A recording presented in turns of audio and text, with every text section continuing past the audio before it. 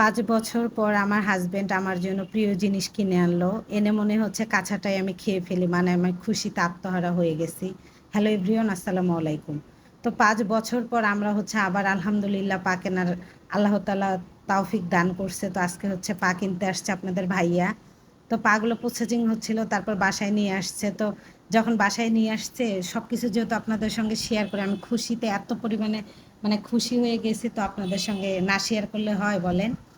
তো আমার প্রিয় জিনিসগুলাই আনছে, আমি যেগুলো পছন্দ করি সেগুলা। তো লেবু আনছে, কাঁচামরিচ শেষ হয়ে গেছে, আমি সেটা আনতে বলছি। আর শুটকি, কাসকি মাছের শুটকি অনেক দিন হয়েছে আনা হয় নাই, মানে 1 মাসের মতো হয়ে গেল, শুটকি শেষ হয়ে গেছে। তার এগুলো আনছে। আর যেহেতু আমরা ঈদে বাড়িতে যাব না, তো এবার যেহেতু এখানেই থাকবো, ঢাকায় থাকবো আমরা, তো আমার প্রিয় জিনিসও সে আনতে ভোলে নাই। আপনাকে একজন ভালোবাসে আপনি কিভাবে বুঝবেন? আপনার হাজব্যান্ড আপনাকে কেয়ার করে কিভাবে বুঝবেন? বা আপনার যখন আপনার হাজব্যান্ড আপনাকে ভালোবাসবে, আপনার সব দিক দিয়েই ভালোবাসবে, তাই না? এটাই তো বাস্তবতা মনে হয়, আমার কাছে মনে হয়। আর এইরকম যদি হাজব্যান্ড হয় তাহলে তো আলহামদুলিল্লাহ, এরকম স্বামী পাইলে আর কিছুই বলার থাকে না, তাই না? আমার তো এরকম মনে হয়। আপনাদের কাছে কি মনে হয় জানি না। আমার অনেক বড় বড় চাওয়া পাওয়া নেই, আমার ছোটোখাটোই চাওয়া পাওয়া।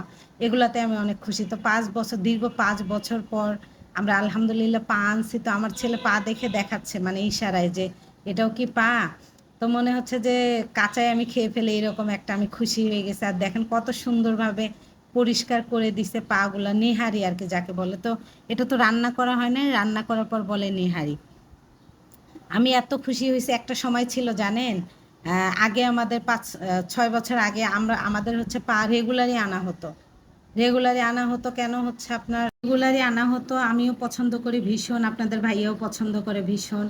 এজন্য আর যেহেতু আমার ছোটোকালে বিয়ে হয়েছে, এগুলো কিন্তু আমি বিয়ের আগে খাওয়া জানতাম না, এটা বললে ভুল হবে, জানতাম। তবে যেহেতু ছোটোকালে বিয়ে হয়েছে এত কিছু জানা ছিল না আমার, ঠিক আছে?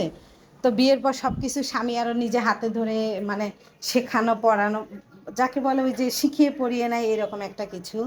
তো আলহামদুলিল্লাহ আগে দামটাও কম ছিল, বাজেটের ভিতরে ছিল। আর এখন একটু না সব কিছুর দাম যেহেতু বেড়ে গেছে, তো এর জন্য এত বেশি কেনা হয় না, সব কিছু মিলায়া।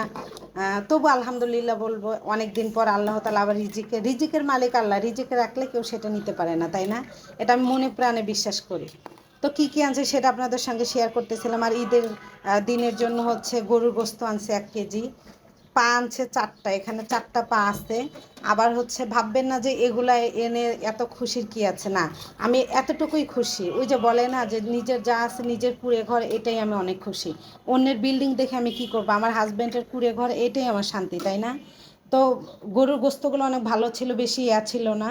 কিন্তু হাড় তো দিবে, তারা যারা বিক্রি করে তারা তো হাড় দিবে। তো গরুর গোস্তগুলো আমি ঢুকায় রাখতেছি যে ঈদের দিন রান্না করবো। আর ফ্রিজ আলহামদুলিল্লাহ আমার একটা মুরগিও আনা আছে ঈদের দিনের জন্য, রোস্টের জন্য। হাঁস আছে 2টা। আবার আমাদের বাড়ি থেকেও ইনশাল্লাহ গরুর গোস্ত আসবে। পা আছে, আপনাদের ভাইয়া বলতেছে আমি আরও মুরগি কিনবো, গরুর ভুঁড়ি কিনবো। মানে আমরা ভুঁড়ি অনেক পছন্দ করি, তো আমি বলতেছি কেনার দরকার নেই, এগুলাই হবে আমাদের, আর লাগবে না। মাছ টাছ তো সবই ফ্রিজে আছে। আর আমার ডিপটা যেহেতু ছোট, এত জায়গা হয় না, তো ডিপটা পরিষ্কার করবো, সেটা আপনাদের সঙ্গে শেয়ার করবো ইনশাল্লাহ।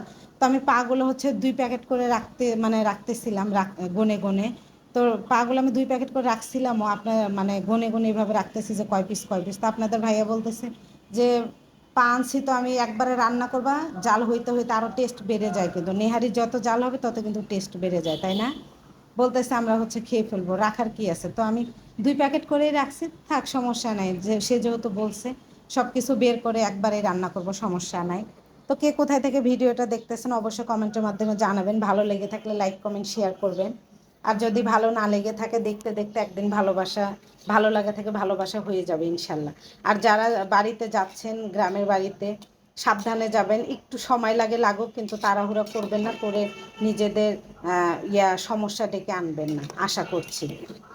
আর যদি আমার ভিডিওটা আপনাদের কাছে অনেক ভালো লেগে থাকে, অবশ্যই ছোট্ট পেজটা বোনের ফলো করে দিবেন। তো এই যেভাবে প্যাকেটগুলো করব, তো ভিডিওটা যেহেতু লং হয়ে যাবে, তো সবাই ভালো থাকবেন, সুস্থ থাকবেন। দেখা হচ্ছে নেক্সট ভিডিওতে। সেই পর্যন্ত সবাই ভালো থাকবেন, সুস্থ থাকবেন, আমাদের জন্য দোয়া করবেন। আল্লাহ হাফেজ।